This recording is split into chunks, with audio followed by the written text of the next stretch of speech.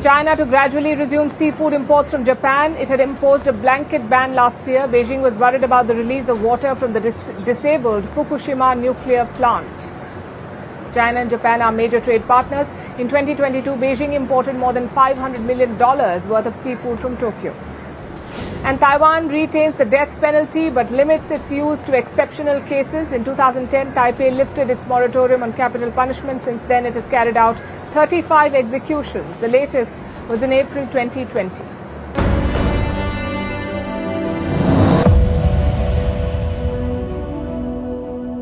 We begin tonight with the war in Ukraine. It has thrown up a new challenge for India. A new report has caused a stir. It claims that Ukraine is getting Indian ammunition, that Kyiv is using Indian artillery shells against Russian forces. News agency Reuters has reported this story. It says India armed Ukraine against Russia, but India denies it. It says it did not supply ammunition to Ukraine. Then how did Kyiv get these shells? Apparently they went by Europe, and this wasn't a one-off supply. There were multiple such transfers. They've been happening for more than 2 years. And what's the value of these transfers? More than $135 million. They happened between February 2022 and July 2024. Now, in the larger scheme of things, these transfers are not such a big deal. They amount to less than 1% of the arms imported by Ukraine since the war began. So it's not so much about the volume of supply, it's more about the supplier. The fact that Indian ammunition is being used against Russia. That's what makes it significant. So how did it happen? How did the Europeans go about this? Are they acting as middlemen for Kyiv? Are they buying supplies from India and reselling them to Ukraine, or are they donating from their stockpiles? Well, this is where the story starts getting murky. The specifics are hazy. This report names 4 countries: Italy, the Czech Republic, Spain and Slovenia. Now, they have been helping Ukraine with war supplies, mostly with munitions. And what kind of business are they doing with Indian manufacturers? Again, we don't know the full story of these purchases, but in at least one instance, they procured empty shells, meaning these shells did not have any explosives inside them. They were empty. These shells were ordered by a Rome-based company. That's what Reuters says in its report. And it raises several unanswered questions. Like, what kind of supplies is Europe buying? Are these finished shells? Or are they simply procuring raw materials to make ammunition for Ukraine? Like I said, India has rejected this report. New Delhi says it did not sell any ammo to Ukraine directly. It released a statement yesterday calling the Reuters report, and I'm quoting, speculative, inaccurate and mischievous. We are yet to hear from Ukraine. And what about Russia? Apparently Moscow is not happy and has raised this with India. This issue is said to have come up at least twice. It was discussed by the foreign ministers of both sides, India and Russia. We're talking about Sergei Lavrov and S. Jaishankar. They're said to have spoken about this on 2 separate occasions in July this year. You see, Russia is India's biggest arms supplier, and India benefits from cheap Russian oil supplies. The war in Ukraine has tested this relationship. Moscow has delayed multiple defense deliveries, including India's order of the S-400 missile defense system. This deal was signed way back in 2018, the S-400 missile defense system. India purchased 5 squadrons in all. 3 have been delivered, 2 others are pending. Now, Russia is expected to supply them by 2026. Deliveries of spare parts have also been running late. And Prime Minister Modi brought this up with President Vladimir Putin during his visit to Moscow earlier this year. Both sides agreed that the supplies need to be expedited. They also decided to set up more joint ventures to address some of the gaps in the military supply chain. This report that talks about Indian supplies to Ukraine is unlikely to disrupt any of those efforts. But it does highlight the diplomatic tightrope that India has been walking in this conflict. Let's talk about the other war in West Asia. The region remains on the edge. On Thursday, Israel carried out airstrikes in southern Lebanon. At least 52 of them, 52 strikes. They hit more than 100 rocket launchers. The rocket launchers belong to Hezbollah. Israel says these launchers were ready to be fired, so it took them out. There's no news of casualties. But these were some of the most intense strikes that Israel has ever carried out, and it's in tune with its actions this week. On Tuesday, thousands of pagers exploded across Lebanon. 12 people were killed in the pager attacks. More than 3,000 were injured. The country was mourning its dead when there was another wave of attacks. This one targeted walkie-talkies. It killed 20 people. 450 others were injured. Of course, the target here was one group, and that is the Hezbollah. They suffered a wave of attacks. How do they plan to respond? Well, the Hezbollah claims it is hitting back. On Thursday, the group carried out 17 attacks. They hit military sites in Israel. There is no doubt that the aggression that occurred was a major one. And as I said before, unprecedented, and it will be met with a just punishment from where they can expect and far from their expectations. War crimes or a declaration of war, you can call it anything, and it deserves those words. You heard him. Hassan Nasrallah calls this a declaration of war. It's not clear what this war will entail. Nasrallah did not share details, but their posture appears defensive. Look at Nasrallah's speech, for example. It was a TV address. The Hezbollah leader has not given a speech in person since 2006. He only gives televised speeches. Usually they're live broadcasts, but not this one. Because 20 minutes into his speech, Beirut witnessed another attack. It was Israeli jets. They flew close to the capital, close enough to break the sound barrier. It led to a wave of sonic booms. Windows and houses were shaking. The jets dropped flares and sent residents fleeing for cover. And during all of this, Nasrallah did not even flinch once, which means that the speech was most likely recorded before. And where is the Hezbollah leader? Well, no one knows. The party leadership is also missing. They usually watch these broadcasts live, but on Thursday, they were not present either. Meanwhile, the citizens of Lebanon are rattled. They're staying away from devices in the fear that any of them could explode next. It's a massacre. It's a crime, isn't it? Or it has different description. The one who did it is a criminal. Is more than a criminal. Is a monster. I have relatives and friends who were hurt a bit. You know, an event like this is significant and unprecedented, so of course, we were a bit depressed about it. All of this raises one possibility, a full-blown war between Israel and Hezbollah. And the world is certainly worried. France wants both sides to de-escalate. The UK has called for a ceasefire. The US wants them to explore a diplomatic solution. So they're all making the right noises, none of which has deterred Israel. It knew the risks, but it carried out the operations nonetheless. And this is their justification, the northern border, the one that Israel shares with Lebanon. Since the Hamas attack on October 7th, Israel and Hezbollah have traded fire almost daily, and that has made this northern border dangerous. So the residents here had to be moved. Now Israel wants them to return home. And the only way to do it is to weaken Hezbollah and secure this border. The Israelis may have achieved a part of their goal. This morning, they lifted restrictions in the area so residents can move here freely. But the question is, for how long? Yes, the Hezbollah is battered. This was the biggest security breach in the group's history, so they will take time to recuperate. But that does not mean that this is an end to the conflict. Hezbollah may no longer be impenetrable. Their communications may be compromised, but do remember, they are under immense pressure. They cannot afford to look weak. So they will be forced to respond, and that means the possibility of a full-blown conflict still remains alive. And now on to Sri Lanka. We are here in the capital, Colombo. In 2022, Sri Lanka faced its worst economic crisis ever. The island nation declared bankruptcy. It had to be bailed out by the IMF, that is the International Monetary Fund. So how is the situation 2 years later? All headlines say that the economy is doing better, that inflation has gone down, and all the markers look positive. But what about the people? How do they see it? What do they think? As economy remains the biggest issue on the ballot, we took this question to the people of Sri Lanka. And here's what we found.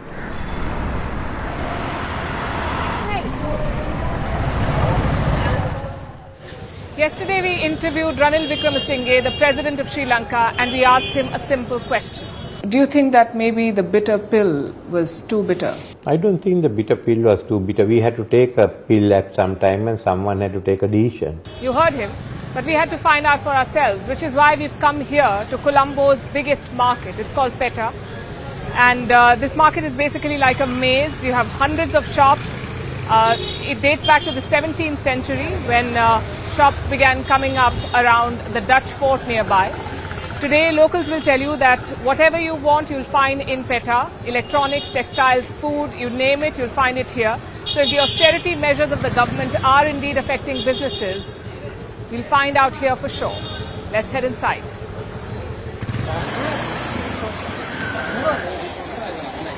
In one word, PETA is packed. It's chaotic and overwhelming. At first glance, footfall is good, but we are told business is actually down.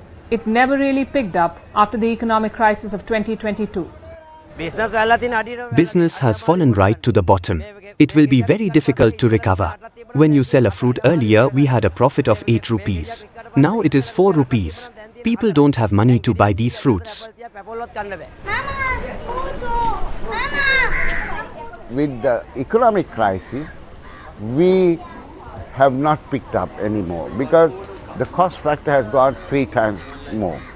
And since then, still we have not increased our cost of the product, selling price. We are just holding at it, expecting with some kind of price reduction. I mean, the states will come for the milk products and the electricity. So we are trying to cover our cost and profit on that. To be clear, inflation isn't the issue. It's down from nearly 70% in 2022 to around 5% this year. Even growth is positive. Sri Lanka's GDP expanded by 4.7% in the last quarter. The problem is income. Around 11% of Sri Lanka was poor in 2019. That number is now 26%. Taxes are also an issue.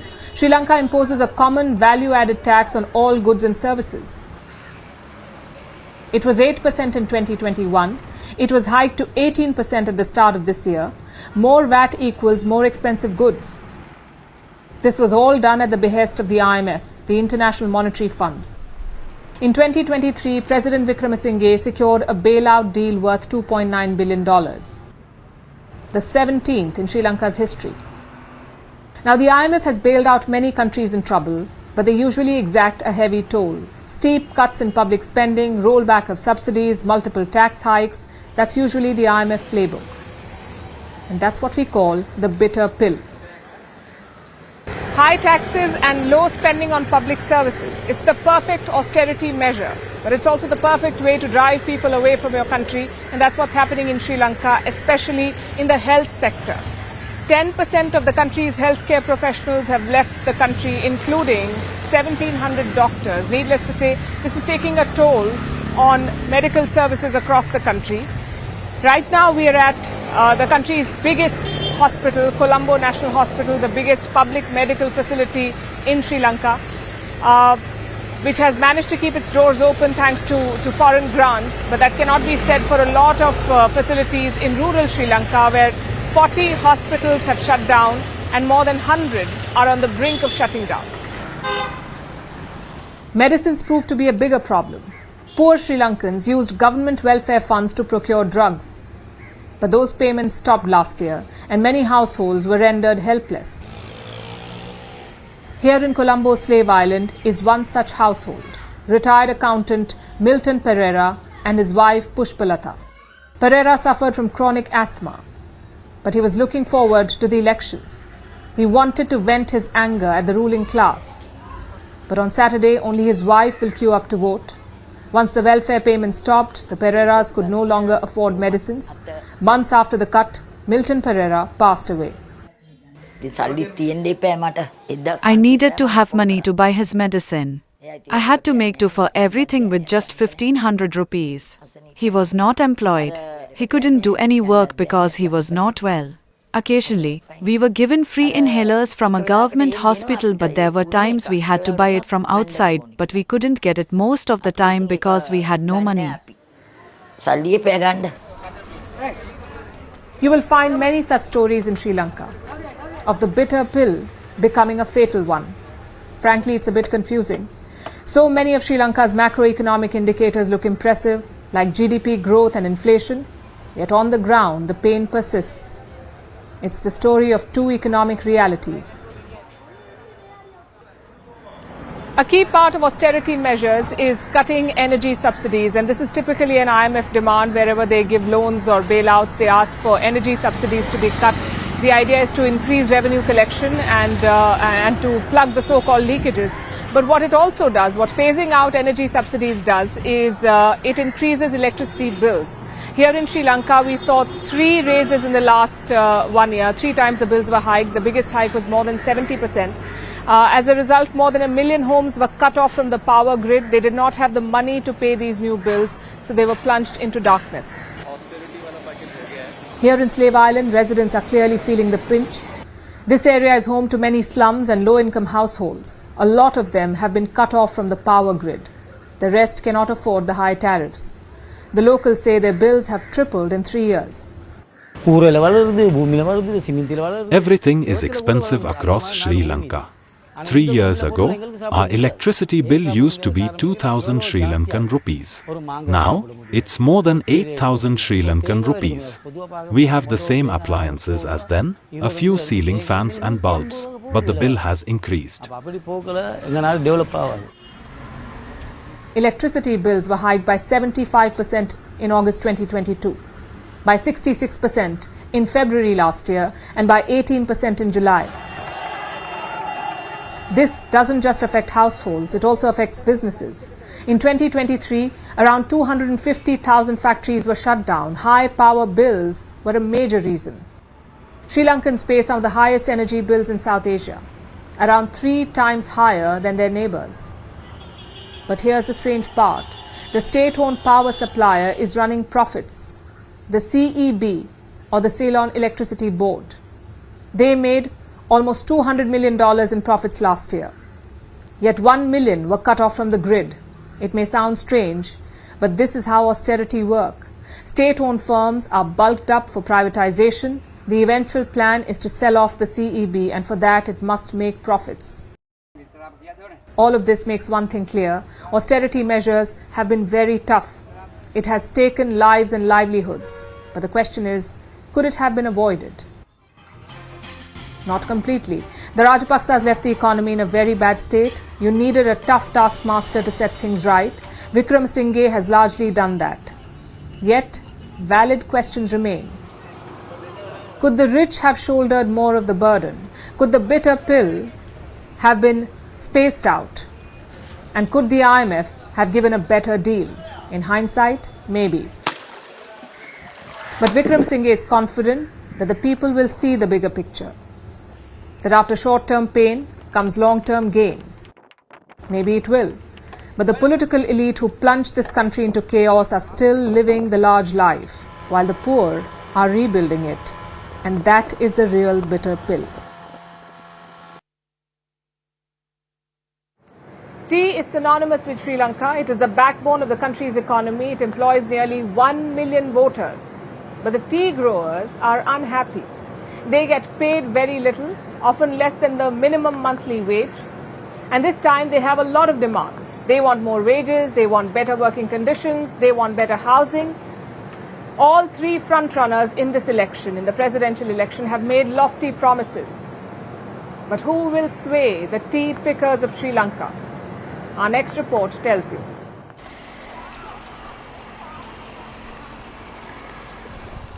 These tiny leaves power Sri Lanka's economy. But could they also decide its elections? We're just 1 day away from voting, and tea pickers are angry and disappointed with the ruling elite. They plan to make their voices heard on Saturday. Sri Lanka's aromatic tea is sold worldwide as Ceylon tea, Ceylon being the country's colonial name. It is considered among the finest in the world, which is why more than 140 countries import tea from here. But can it really influence a presidential election? So how big is this industry? Well, this is a good place to talk about it. We are at the Ceylon Chamber of Commerce, which is where the world's biggest tea auction happens. It used to be an outcry auction earlier, but after the pandemic, it has shifted online. Once tea is harvested, licensed buyers, licensed bidders come into play, and they test the tea for quality and type and grade, and then these licensed buyers bid for various quantities of tea, and the highest bidder at the auction gets it. That's how a typical auction works. This is where it happens. Today this hall is empty, but on Tuesday and Wednesday every week is when the auction happens, and they sell 6.5 million kilos of tea every week, except for Christmas and New Year. This market is open throughout the year. Here in Colombo, tea has a good rep. It is, after all, Sri Lanka's biggest export. Tea brings in more than $1.3 billion in export revenue, absolute gold dust for a bankrupt country. But the world of tea production is very different from these billion-dollar auctions and cafes. It happens far away from Colombo in the Sri Lankan highlands. It's a world of persecution and hardships. This is Hatan, a tea plantation 4 hours east of Colombo. The pickers are busy at work today, their nimble hands plucking away the tiny leaves and depositing them into baskets. It's back-breaking work for little pay. A tea picker is paid for 20 days of work. In this time, they must pluck 20 kilograms of tea leaves. If they do, they get $66, which is actually below the minimum wage in Sri Lanka. There are more than 700,000 tea pickers in this country, most of them Tamils. But their issues are different from mainstream Tamils. Housing is a major one. Most tea pickers live in these tiny line houses. Big families are often cramped into single rooms. Jasmina lives in one such line house. My husband and my son work and provide us with food. There are 10 people living in this room. I cannot work because of an illness. Therefore, I stay at home. Tea pickers are among the lowest paid in Sri Lanka. Their conditions have been compared to modern slavery. Politicians have promised them a lot, but post-elections, that's all they remain. I am in this area where there are over 100 families living and we have no help. Politicians come here promising this and that, but they are not helping us in any way. We don't have drinking water. There are no toilets. In one room, there are 2 or 3 families. We live with great difficulty. This time, the tea pickers are ganging up. They plan to use their only remaining strength, that of voting numbers.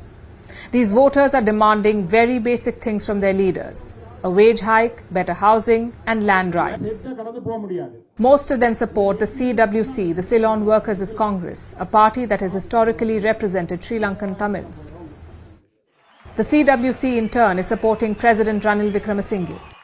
He has promised landholding rights for tea pickers and also helped to build better homes. Wickremesinghe also tried to hike wages for these workers by almost 70% in July this year. But the order had to be revoked. Apparently, the employers did not have the money to pay them. Some tea pickers are also moving close to Anura Kumara Dissanayake. Perhaps his Marxist policies attract them. But either way, one thing is clear: Sri Lanka is taking its tea pickers for granted. Exporters and brokers are making millions from this trade, while the hard-working tea pickers live in poverty. Will they use this election to say enough is enough? And if they do, will it change anything? History has taught these pickers to not hope for much. Yesterday we had an exclusive interview with the President of Sri Lanka, Ranil Wickremesinghe, and we asked him a number of questions about both Sri Lanka and the entire neighbourhood, including Bangladesh. Last month, Bangladesh overthrew its long-serving Prime Minister Sheikh Hasina. After weeks of protest, she was forced to resign and then flee the country. Sheikh Hasina landed in India, where she has been for the last few weeks. We spoke to the Sri Lankan President about this, seeing as his country faced a similar situation in 2022. Their former president, Gotabaya Rajapaksa, was also forced to flee, and Wickremesinghe came to power in the aftermath. So we asked him about his views on Bangladesh, about what Dhaka should focus on, and about the growing calls for India to extradite Sheikh Hasina. Here's what he said. These are what you call political issues, and it has to be decided in such a manner. Many leaders leave their countries, go abroad, and they remain abroad. So that's really a political matter. I think what we have to give priority is to Bangladesh becoming stable, and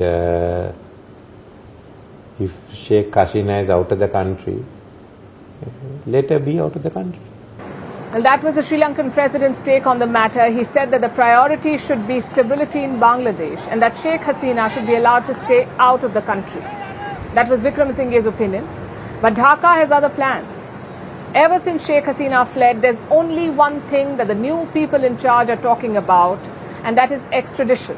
Earlier this month, it was the new chief advisor, Mohammed Yunus. Yunus said that Sheikh Hasina should stay silent until Bangladesh seeks her extradition. Then you have her political opposition, the Bangladesh Nationalist Party or BNP. They have been baying for blood for a while now, and they sense that it's their chance to strike. Then you have the student leaders, the courts, and yesterday it was the law advisor, Asif Nazrur. He said, and I quote, investigative and prosecution teams have been formed and discussions are ongoing to restructure the courts. You will see trials begin soon. Once the trial process begins, we will formally seek her extradition. Sheikh Hasina has been charged in over 150 cases. She has been charged with murder, torture and enforced disappearances, even genocide and crimes against humanity. Those charges have been filed in the country's War Crimes Tribunal, which was originally set up to prosecute war criminals from the 1971 Liberation War. That tribunal will now be going after Sheikh Hasina. The trials will begin soon. So every day there will be a new call for her extradition from every corner. Now you can see why everyone's so keen on this. There's widespread public anger in Bangladesh directed towards Sheikh Hasina, so everyone knows that they will get brownie points for demanding her extradition. It's an easy way to make political gains. Just say that you will ensure that Sheikh Hasina returns. But will that really solve all of Bangladesh's problems? Will it fix the economy? Will it improve average incomes? Bring in investments? Of course not. Sheikh Hasina's extradition will help those who seek revenge, not progress. Real progress will only come from stability, from calm and a return to normalcy. Sheikh Hasina's presence in Bangladesh won't bring calm, it will have the opposite effect. It will inflame tensions and bloodlust, lead to protests, more attacks on her supporters, maybe more attacks on the Hindu community. All this is happening right now, even though she's far away. So what happens when she's back in Dhaka? Bangladesh needs stability right now, so it needs to keep Sheikh Hasina far away. All the calls for extradition are just a distraction, a way to deflect from the real problems on the ground. Vantage continues after a short break. Needs to answer that why Pakistan is happy with their stance. If your enemy is happy with your stance, it means that stance is wrong. So I think Congress will have to come clean what is their clear-cut agenda for future. Otherwise, people of the country will not leave them. All right, Ashpreet Khadiyal, let's have it straight from the horse's mouth. What explains the Congress party's silence when all of this chatter is going on? We've heard National Conference's view. It's very much on the manifesto, and you may say that you've not made any such promise, but you're very much in alliance with the NC. So what explains the silence? Well, the logic that has been given by the Bharatiya Janata Party and the spokesperson here is that a person has supported your statement, therefore you are responsible for that. That is the logic that they've given. First and foremost, if Mr. Modi gives a statement and an ABC or any sort of person with any sort of history, background, character comments upon it, supports the statement of Mr. Modi, would it have anything to do with Mr. Modi? Would Mr. Modi be held responsible for that? Would he be accountable for that? And if you do give this logic and if you're ready to implement it on yourself, I won't give you examples of these kind of people supporting your statements. I'll give you example of Tariq Ahmad Mir, a person who was given ticket by the Bharatiya Janata Party in 2014, who was arrested in 2020 by the NIA because he was procuring weapons for Hizbul Mujahideen commander Naveed Babu. I'll give you an example of... Vantage continues after a short break.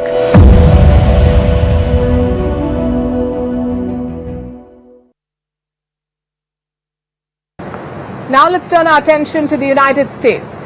Prime Minister Narendra Modi will be there over the weekend. The US is in the middle of an election season. Usually major announcements take a backseat during such times. But the Biden administration is not hitting the brakes on this relationship yet. They are pushing for a new and bold project. The US wants to hold a dialogue with India to focus specifically on the Indian Ocean. A top US official confirmed this yesterday. For the first time, the United States and India and others are going to hold a session on the Indian Ocean. And we're going to talk about what our mutual concerns are, how we can work together. You're absolutely right. There are a variety of reasons why, because it kind of falls between the cracks of all these commands. But the Secretary Austin, has asked Admiral Paparo to help sort of kind of fuse together our national military approach, security approach. We're going to work with them, White House, DOD, State Department. This is the new frontier, working more closely with a partner like India in the Indian Ocean. That's Kurt Campbell, one of Biden's top foreign policy hands. He made that statement before the US Congress. Reports say that the dialogue could happen this fall. Clearly, the US is taking more interest in the Indian Ocean. It has compelling reasons to do so. The region is home to about 36 countries. That's 35% of the world's population. Indian Ocean is a key hub for global trade. Nearly 100,000 ships transit through here every year, 100,000 ships. And the region has some of the world's largest and busiest ports. The Indian Ocean is also rich in natural resources. It has over 50% of global oil and gas reserves. So there's a large population, several key trade routes, and abundant natural resources. This makes the Indian Ocean a strategically vital region and a potential battleground for influence. China is well aware of this. It is sending more warships to these waters and targeting weaker regional players. And the US sees this as a challenge. But it lacks a clear strategy for the region. Kurt Campbell himself admitted this. He was critical of America's current approach. Campbell pointed out that a unified response is missing. The US wants a cohesive strategy for the Indian Ocean, but right now responsibilities are scattered across various government departments, and that is hindering America's efforts. So the US is looking to shift its approach now, and for that, it might seek India's help. This proposal could come up for discussion when Prime Minister Modi meets President Joe Biden over the weekend. The Indian Prime Minister has a packed schedule with several key engagements lined up. Our next report has the details. America is in the final stretch of the election season. Joe Biden is on his way out. In a matter of months, the White House will have a new tenant. This scenario may deter world leaders from making any diplomatic moves. But Prime Minister Modi may have a unique opportunity to achieve some breakthroughs when he meets Joe Biden over the weekend. The Indian Prime Minister will have plenty of face time with Biden. He's meeting him and other Quad leaders at a summit, as well as separately on the sidelines. From semiconductors to connectivity, health, security and climate change, the leaders will have a lot of ground to cover. But more than the tangible outcomes, the world will be closely watching the signals PM Modi sends on certain key issues, like the war in Ukraine. PM Modi is travelling to the United States after 2 significant visits to Ukraine and Russia. Speculation is growing that India may want to play a bigger role in the mediation efforts. This trip gives PM Modi the perfect opportunity to set the tone. He's meeting Joe Biden just weeks before travelling to Russia for the BRICS summit, where he'll meet Vladimir Putin once again. There's also a chance for a quick sit-down with Volodymyr Zelensky, the Ukrainian president. Both leaders will be in New York as they're attending the United Nations Summit of the Future. So a quick pull-aside is possible. Another leader seems eager to meet the Indian Prime Minister. So when India, which is a very big abuser, he happens to be coming to meet me next week, and Modi, he's fantastic man. New Delhi hasn't confirmed the meeting, but going by diplomatic convention, the Indian Prime Minister would ideally like to meet with both Donald Trump and Kamala Harris.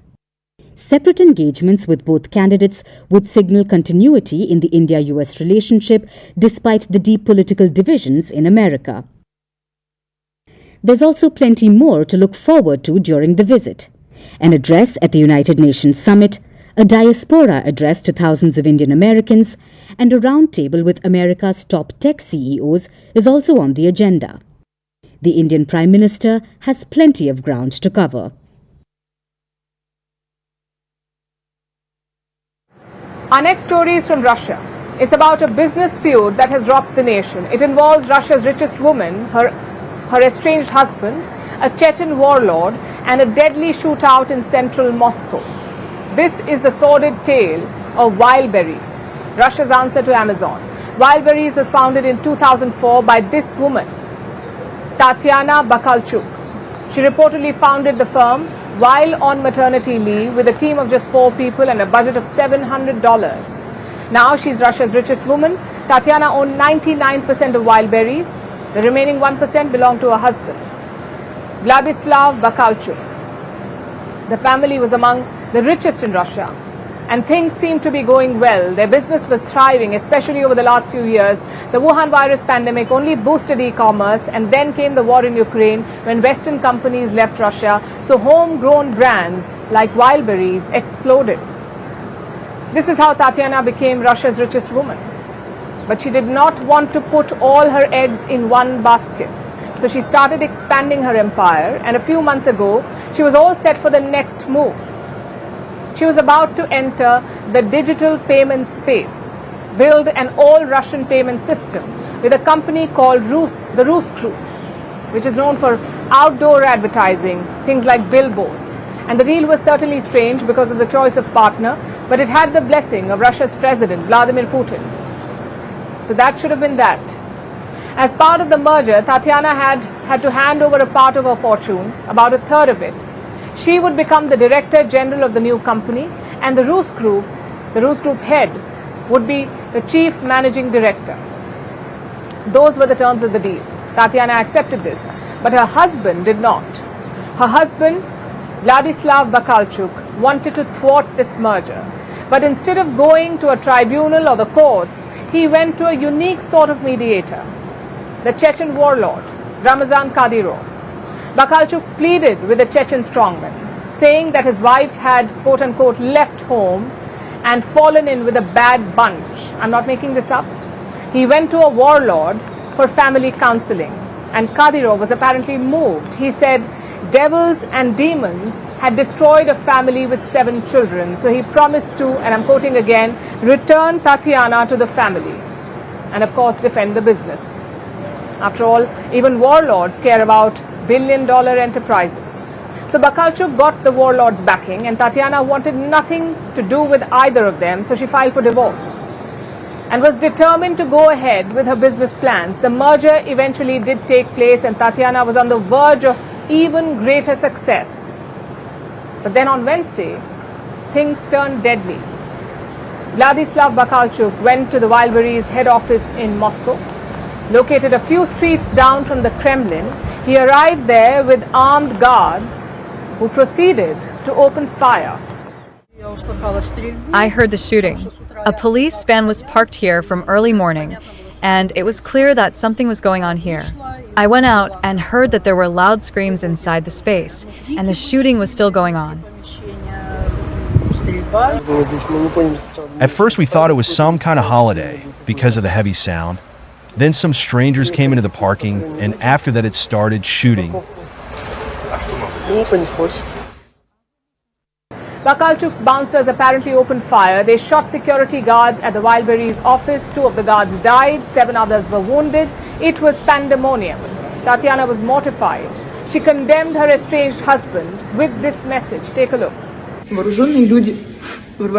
Armed people broke into our office, started a gunfight, created a debacle. Young people died. What are you doing, Vladislav? How do you expect to look your parents, our children, in the eye? How could you have made the situation so absurd? Her husband, Vladislav Bakalchuk, has been arrested now. He was picked up yesterday. He's been charged with murder, attempted murder, and other offenses. Bakalchuk is being accused of trying to forcefully seize Wildberries.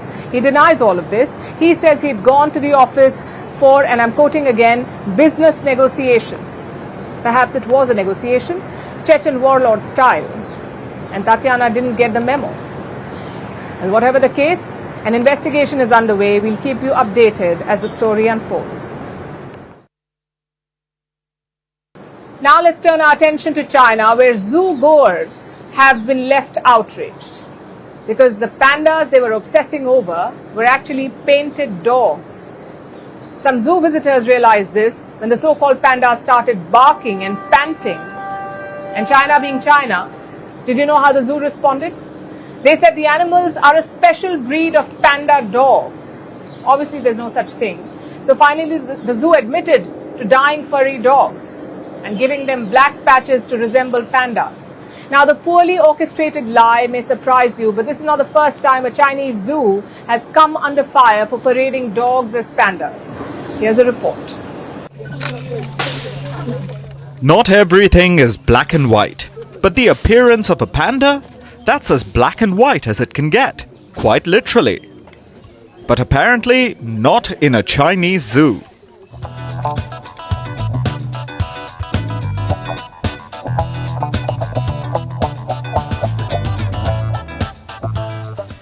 Noticed anything odd? It's obvious those animals are not pandas, which is why a zoo in China's Shanwei city in the Guangdong province is dealing with pandemonium, pardon the pun. Zoogoers are outraged. They were cooing over the so-called pandas when they made the discovery that we did. They saw that the apparent pandas were panting, yawning, and barking. For barking out loud, if that's not a tell. It wasn't long before people figured out that this could only mean one of two things. Either they had just discovered a barking panda and they were going to be rich, or the pandas were actually painted dogs. Alas, it was the second bit. The zoo was running a scam by not so subtly disguising the dogs. Though when the zoo was accused of this, at first they did not own up to the lie. They claimed that the animals were a breed of panda dogs. That's quite the gaslighting skill. But then again, this is a Chinese zoo, so it's expected. Though eventually, when the outrage grew, the zoo coughed up the truth. They came clean and admitted that they dyed chow chows. That's a breed of furry spits that's popular in northern China. Now, the visitors are demanding their money back. Only time will tell if that happens, because by the looks of it, fake panda dogs are the new normal in China. As bizarre as it is, it's not a first for China. In May, a similar case emerged in the Jiangsu province when a group of fake pandas were discovered. Again, zoo officials dyed the faces of chow chows. The usual, a few dabs on the limbs, blackened ears, and black patches around the eyes, kind of like dark circles, that would put late-stage capitalism to shame. Once the deed was done, the zoo put the dogs on display. After the case blew up, they were asked why. Why did they do this? Why did they cheat the public? A zoo representative said that they had no panda bears at the zoo, and they are a crowd puller, so the zoo couldn't find a solution other than duping the visitors. This is what happens when you take marketing too far. But then again, no one does counterfeits like China.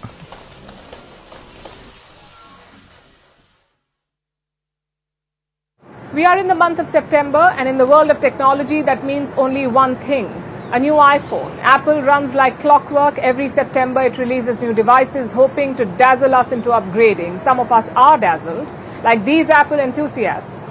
Today, the new iPhone went on sale in India, and hundreds of people queued up, some standing in line for over 20 hours. Imagine that. All to get their hands on the iPhone 16. Now, not all of us share their enthusiasm, and the numbers show it. Since 2017, smartphone sales have gone down globally. In 2023, it hit the lowest levels in 7 years. And you can understand why.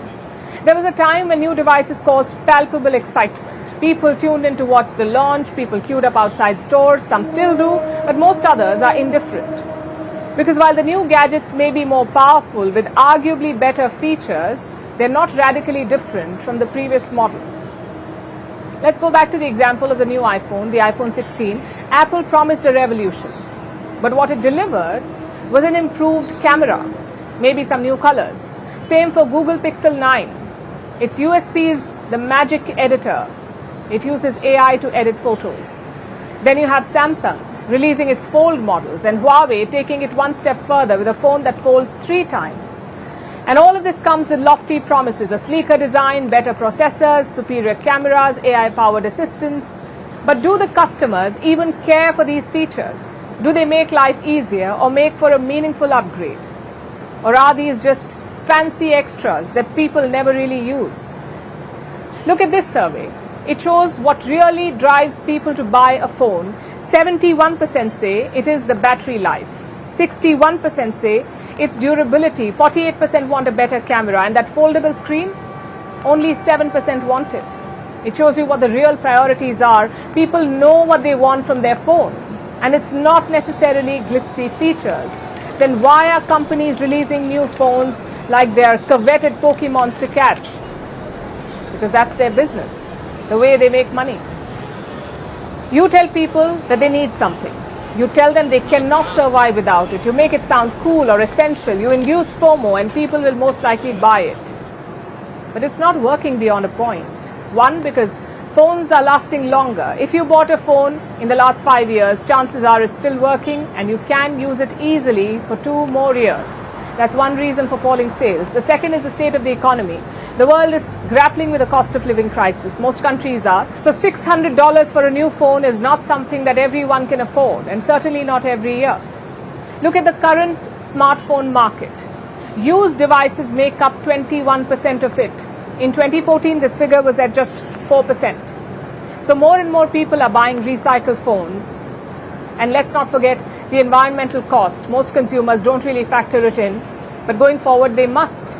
What does a new phone mean for climate change?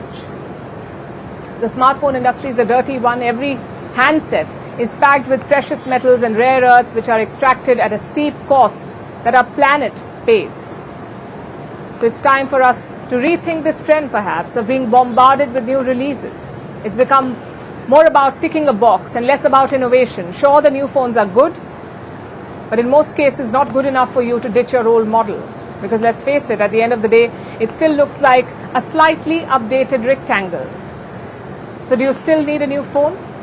We say that's for you to decide.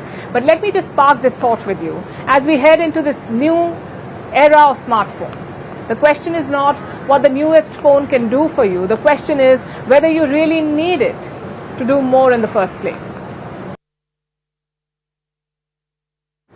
This is an exciting time for the Earth, because our planet has found itself a new fan. This month, the Earth will grab a second moon, a mini moon, that's the technical term. This mini moon is a tiny asteroid basically. It will orbit our planet for about 2 months in a strange horseshoe shape from September 29 to November 25th. So why will our planet suddenly get a second moon, and why only for a short period of time? What does this mean for us? And has it happened before? Our next report tells you. When asteroids approach our planet, they usually do one of 2 things. They can either hit our Earth, but mostly thanks to our stars, they miss. Sometimes, though, they do. They leave a bright streak in our skies and a wound in the crust. There is a third route, but they very rarely take it. What's that? When an asteroid is captured by Earth's gravity, it starts orbiting the planet and becomes a moon. Recently, scientists looked at the skies with NASA-funded telescopes and they found one such asteroid which is about to do just that. A space rock that will become our planet's companion. The asteroid is called 2024 PT5. It's 33 feet long, and from September 29th to November 25th, the asteroid will loop around the Earth. But not quite like our original moon. The moon is Earth's primary companion. It has hung around for about 4 billion years and orbited our planet consistently. But the asteroid 2024 PT5, the second moon, will orbit Earth in a quirky fashion. in an odd horseshoe slingshot manner, kind of like this. And then after about 2 months, it will break free. It will break the gravitational tether and fly off into space. This will happen in 56.6 days to be exact. But until then, 2024 PT5 will be our mini-moon. That's the technical term for asteroids that fail to escape Earth's gravity and end up orbiting the planet. They are called mini-moons. Usually they're tiny and speedy, so it's difficult to spot them, especially with the naked eye, which is why the mini-moon won't be visible to most of the sky watchers. It's too small and dim for amateur telescopes as well. So one can only observe the asteroid by using professional astronomical telescopes. Even though we can't see it properly, the mini-moon is important to us. It can teach scientists more about other space rocks like 2024 PT5, because this is not our planet's first mini-moon. An asteroid called 2020 CD3 was bound to Earth for several years, but it left the orbit in 2020.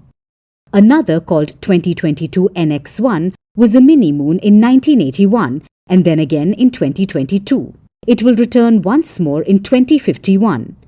Because sometimes mini-moons return, and so will 2024 PT5 in 2055, when its path will put it back in Earth's orbit. There are about 25,000 such asteroids, and to date only about 11,000 have been discovered. So it's important to study each mini-moon while it's with us, and scientists hope that with 2024 PT5, we will learn more about the busybodies stuck in traffic near our planet. And scientists hope that with 2024 PT5, we will learn more about the busybodies stuck in traffic near our planet. Vantage continues after a short break. The BJP's office bearer, who was Lashkar-e-Taiba's terrorist, who was captured by the locals. I'll give an example of Dhruv Saxena, 2017 BJP office bearer who was found to have links with the ISI. All right, I'm going to actually take those examples from Rohan Gupta, but you've still not answered my question. Why not go on record and condemn everything that is being said by Khwaja Asif today? Well, number one, it has nothing. I mean, the logic that I've given makes it crystal clear as to why we do not have to respond to that. It has nothing to do with us. It has nothing to do with you when you are in an alliance with NC that has promised to come back or return to Article 370. One second. What is the Congress position is very important. You release your manifesto on last day of campaigning. Still, nobody knows if you will continue your support as far as NC is concerned when it comes to the promise of returning to Article 370. There's been no talk about that. There's been no condemnation. This when Rahul Gandhi himself said that they do not approve of the kind of terror that is emanating from Pakistan. And so what is your position when it comes to trade and dialogue with Pakistan, something that's been endorsed in the NC manifesto? Our position is one, that the BJP gives us Pegasus for a day so that we can tell who gives a direction from here and it gets followed in Parliament. Vantage continues after a short break.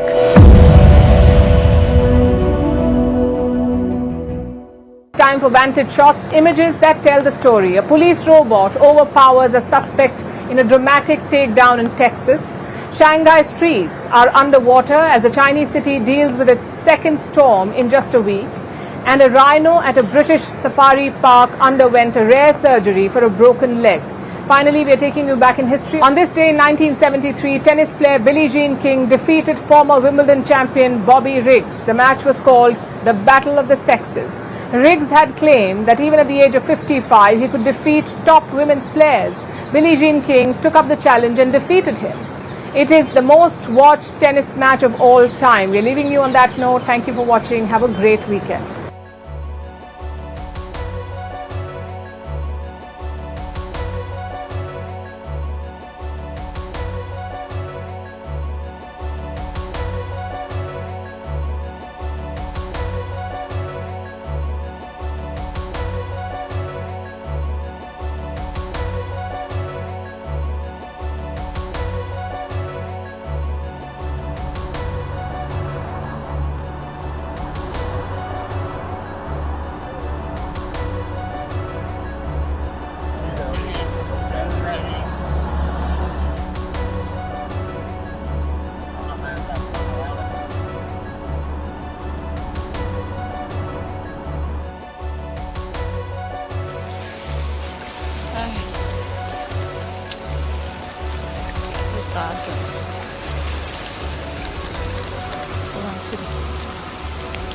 火了，开的熄火。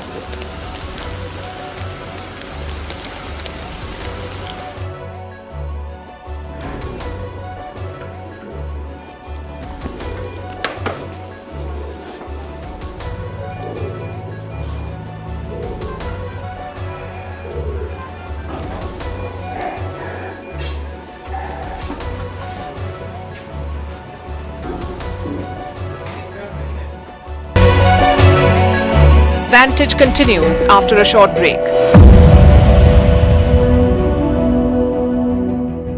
Brought to you by Health Insurance की सुबह हो गई है मामू।